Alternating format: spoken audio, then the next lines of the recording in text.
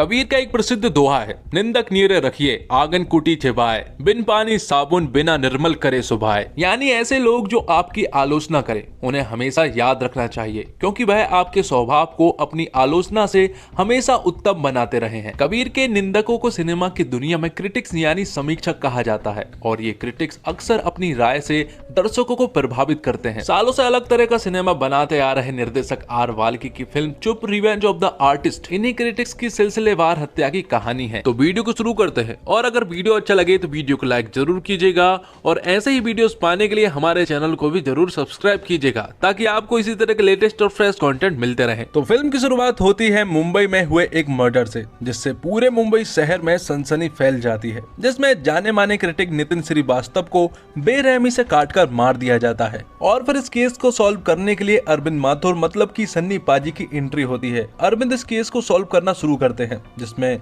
उन्हें पता चलता है कि नितिन श्रीवास्तव एक फिल्म क्रिटिक है जो मूवीज के रिव्यूज करता है। नितिन को उसके टॉयलेट में बुरी तरह से मारा गया और उसके माथे पर एक ट्रायंगल जैसा था, लेकिन थोड़ी देर में उन्हें पता चलता है कि ये ट्रायंगल नहीं है, क्योंकि ट्रायंगल होता तो वो उल्टा बनता, ये तो एक स्टार है। और वो किलर स्टार को पूरा बनाने ही वाला था कि अचानक डोर पर उसकी वाइफ आ गई थी, इसलिए उस किलर ने इसे अधूरा ही छोड़ दिया। थोड़ी इन्वेस्टिगेशन के बाद उन्हें पता चलता है कि हाल ही में जो फ्राइडे को फिल्म रिलीज हुई थी पानी पानी रे, उस फिल्म को नितिन ने 1 स्टार दिया था। तो एक बात तो साफ हो जाती है कि इन बेरहम हत्या के पीछे एक साइकोपाथ का हाथ है, जिसे फिल्म को लेकर की जाने वाली समीक्षकों की समीक्षा रास नहीं आई। पुलिस अफसर अरविंद माथुर और उसकी टीम की सक्की सुई उन तमाम लोगों पर जाकर थम जाती है जो इस फिल्म के रिव्यू से कहीं ना कहीं प्रभावित हुए हैं। अब वो डिप्रेशन फिल्म निर्माता, नाराज अभिनेता या फिर जुनूनी फिल्मी प्रेमी में से कोई भी हो सकता है। आगे हम देखते हैं एक फिल्म पत्रकार जिसका नाम नीला है, जो कि एक फूलों की दुकान पर फूल खरीदने के लिए जाती है। और जिस फूल की दुकान पर जाती है वहीं पर हम एक और शख्स को देख पाते हैं जिसका नाम डैनी होता है, और ये फूल की शॉप डैनी की ही है। और जब डैनी नीला को देखता है तो डैनी को नीला से पहली नजर वाला प्यार हो जाता है। नीला को फूल काफी अच्छे लगते हैं, इसलिए वो इस शॉप पर रोज आने लगती है, जिससे नीला और डैनी के बीच में दोस्ती हो जाती है। फिर वो काफी सारा टाइम साथ में स्पेंड करते हैं और दोनों एक दूसरे को काफी पसंद भी आने लगे थे। यहाँ एक लव स्टोरी की शुरुआत हो रही थी, लेकिन दूसरी तरफ वो किलर मान ही नहीं रहा था, क्योंकि अगले हफ्ते फिर एक फिल्म रिलीज हुई और फिर से एक क्रिटिक ने एक फिल्म को खराब रिव्यू दिया, और उसने भी इस फिल्म को 1 स्टार दिया, जिससे कि उस किलर ने उस आदमी को रेल की पटरियों पर बुरी तरह से मार दिया और उसके माथे पर भी 1 स्टार बना दिया। तो अब ऑफिसर अरविंद को यह बात समझ नहीं आ रही थी कि वो किलर इनके माथे पर स्टार क्यों बना रहा है। थोड़ी इन्वेस्टिगेशन करने के बाद उन्हें यह बात पता चलती है कि दोनों मर्डर किसी एक व्यक्ति के द्वारा ही किए गए हैं, क्योंकि पैटर्न एकदम सेम था,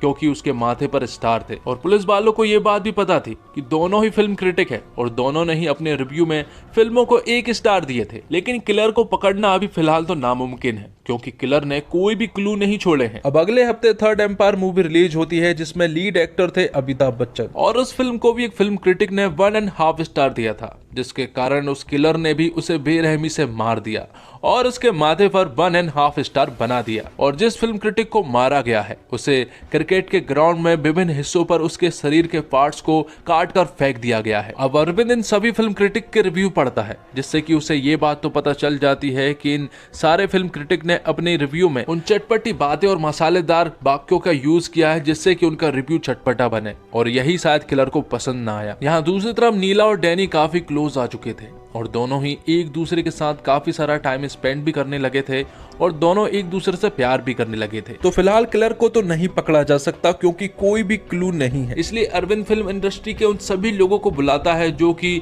फिल्म से संबंधित है, और उन सारे फिल्म क्रिटिक को भी बुलाता है जो कि रिव्यूज करते हैं। अरविंद उन सारे फिल्म क्रिटिक्स को ये बात समझाता है कि जब वो अपना रिव्यू लिखे तो सोच समझकर और सही लिखे, वरना उनके साथ भी कुछ ऐसा हो सकता है, क्योंकि वो सभी को प्रोटेक्ट नहीं कर सकते। लेकिन यहाँ पर प्रोड्यूसर और फिल्म क्रिटिक्स के बीच में झगड़ा हो जाता है, क्योंकि प्रोड्यूसर तो यही चाहते हैं कि ये फिल्म क्रिटिक्स फिल्मों के बारे में बुरा ना लिखें। आगे हम डैनी को देखते हैं, जो कि कागज से बने हुए फूल को तैयार कर रहा होता है। दरअसल वो ये गिफ्ट नीला को देना चाहता है, और वो उसी रात नीला के घर जाता है और नीला को कागज से बने हुए फूल देता है, जिससे कि नीला काफी इंप्रेस हो जाती है। यहाँ पर नीला डैनी को अपनी मां से भी मिलवाती है, जो कि अंधी होती है। अब अगले फ्राइडे एक और फिल्म रिलीज होती है जिसका नाम कलिंगा होता है, जो कि एक मास्टरपीस ब्लॉकबस्टर निकलती है। तो पुलिस वाले उन सारे फिल्म क्रिटिक को प्रोटेक्ट तो नहीं कर सकते, लेकिन पुलिस वाले उन फिल्म क्रिटिक्स को प्रोटेक्ट कर सकते हैं जो कि इस फिल्म को सबसे कम रेटिंग देंगे। हालांकि डर के कारण सारे फिल्म क्रिटिक्स इस फिल्म को ज्यादा स्टार ही दे रहे थे, लेकिन एक फिल्म क्रिटिक ऐसा भी था जिसने कि इस फिल्म को 1 रेटिंग दी थी, जिससे कि सारे पुलिस वाले उस फिल्म क्रिटिक को प्रोटेक्ट करने के लिए उसके घर पर पहुंच जाते हैं और उसके घर पर हाई सिक्योरिटी लगा दी जाती है। सारे पुलिस वाले उस किलर को पकड़ने के लिए एकदम तैयार थे, लेकिन यहाँ दूसरी तरफ उस किलर ने एक दूसरे फिल्म क्रिटिक को पकड़ रखा था, जिसके मुंह को बांध रखा था और उसे बेरहमी से मार भी रहा था।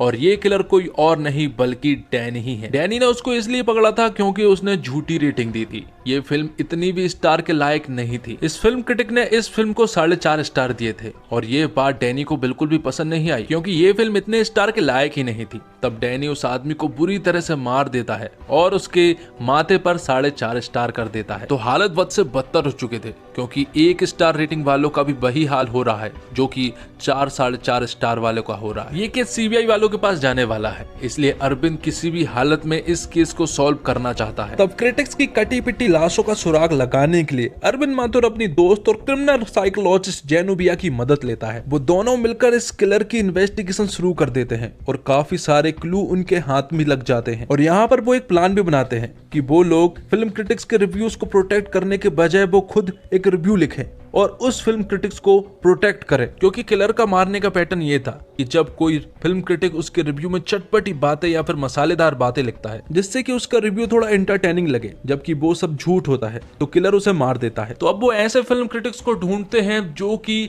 अपने रिव्यू में गलत बातें और मसालेदार बातें लिखे, लेकिन ऐसा कोई भी फिल्म क्रिटिक उन्हें मिल ही नहीं रहा था, क्योंकि सभी लोग अपनी जान से प्यार करते हैं। आखिर में वो नीला के पास जाते हैं। नीला एक फिल्म पत्रकार है जो कि आगे चलकर फिल्म क्रिटिक बनना चाहती है और उसे ये काम सौंपने के लिए कहा जाता है, लेकिन यहाँ पर नीला पहले तो नहीं मानती है, लेकिन आगे चलकर वो मान जाती है। अब अगले फ्राइडे एक फिल्म रिलीज होती है जो कि एक मास्टरपीस फिल्म थी जिसका नाम डिंग डोंग था और फिल्म काफी इंटरटेनिंग और कॉमेडी भी थी। लेकिन यहाँ पर नीला से कहा जाता है कि इस फिल्म के बारे में बहुत बुरा लिखा जाए, तो नीला पुलिस वालों के कहने पर इस फिल्म के बारे में काफी बुरा लिख देती है। और जब ये फिल्म डैनी देखता है तो उसे तो ये फिल्म काफी इंटरटेनिंग लगी, जिसके बाद वो अपने घर आता है और घर आने के बाद वो रिव्यूज को चेक करता है कि किस क्रिटिक ने क्या रिव्यू किया। सभी क्रिटिक्स ने अच्छे रिव्यू दिए थे, सभी ने अच्छी रेटिंग्स भी दी थी, लेकिन उन्हीं क्रिटिक्स में से एक क्रिटिक ऐसी भी थी जिसने कि इस फिल्म को काफी बुरा कहा था, और वो कोई और नहीं बल्कि नीला है। और ये देखने के बाद डैनी का दिल टूट जाता है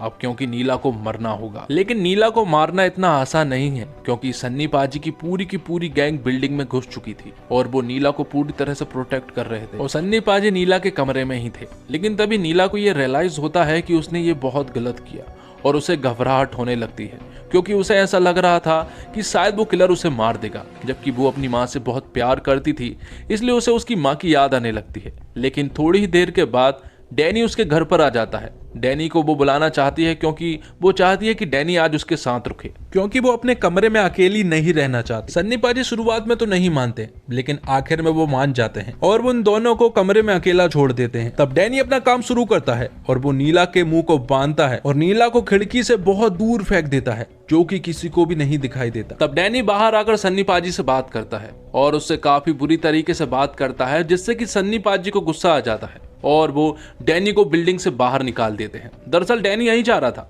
कि सन्नी पाजी उसे किसी तरह से बाहर निकाल दे, जिससे कि वो नीला की बॉडी को सही तरीके से ठिकाने लगा सके, और ऐसा ही होता है। डैनी ने नीला को खिड़की से जहां पर फेंका था वो उसे वहां से उठाता है और उसे एक खुफिया जगह पर ले जाता है, जहां पर वो उसके हाथ पैर को पूरी तरह से बांधता है। डैनी और नीला यहाँ पर बात करते हैं, जिसमें कि डैनी उससे कहता है कि इस फिल्म को उसने 2 स्टार दिए किस वजह से। तो यहाँ पर नीला उससे कहती है कि पुलिस वालों ने उसे जबरदस्ती इस रेटिंग को दिलवाया है, जिस पर डैनी उससे कहता है कि ये फिल्म 2 रेटिंग के लायक ही थी, क्योंकि ये फिल्म एक मंगोलियन फिल्म का रीमेक है। लेकिन अगर वो अपने रिव्यू में ये लिख देती कि ये फिल्म एक रीमेक है, इसलिए मैं इस फिल्म को 2 स्टार दे रही हूँ, तब कोई बात होती। दूसरी तरफ सन्नी पाजी को भी ये बात मालूम चल चुकी थी कि नीला अपने कमरे में नहीं है, क्योंकि उसे डैनी पर पूरी तरह से शक हो चुका था। तब अरविंद माथुर और अपनी पूरी पुलिस फोर्स के साथ वो डैनी और नीला को ढूंढने के लिए चारों तरफ निकल पड़ते हैं।